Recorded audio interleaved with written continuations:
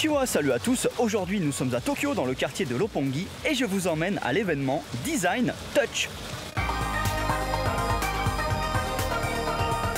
Alors nous sommes précisément à Tokyo Midtown, qui est la partie la plus huppée et la plus chère de Roppongi.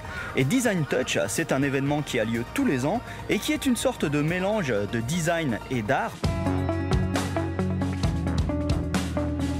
Derrière moi, il y a des installations d'un designer artiste japonais qui s'appelle Ryoji Iedokoro.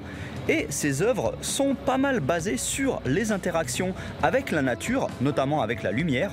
C'est pour ça qu'il y a d'une part des grands box avec plein de petits objets réfléchissant la lumière, mais il y a aussi des balançoires.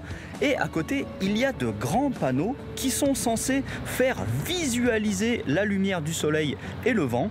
Et c'est vrai que lorsque le soleil vient taper dessus, ça fait comme des ondes qui ondulent.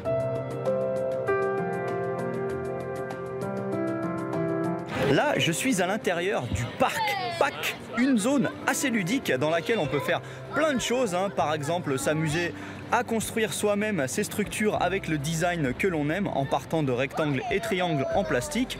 On nous présente également une nouvelle génération de fauteuils roulants, ça s'appelle Wheel et c'est assez impressionnant, ça bouge vraiment dans toutes les directions de manière super fluide.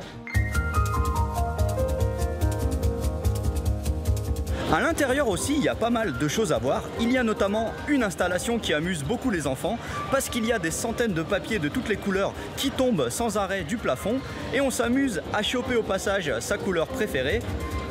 Et derrière moi, il y a un modèle de piano somptueux, entièrement fait en véritable cristal. Il n'y en a que 5 exemplaires au monde et au passage, il est capable de jouer de la musique tout seul.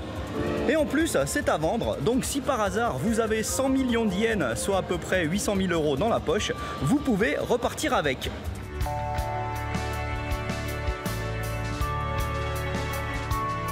Enfin, il y a une compétition très sérieuse de design ici, et les lauréats sont derrière moi.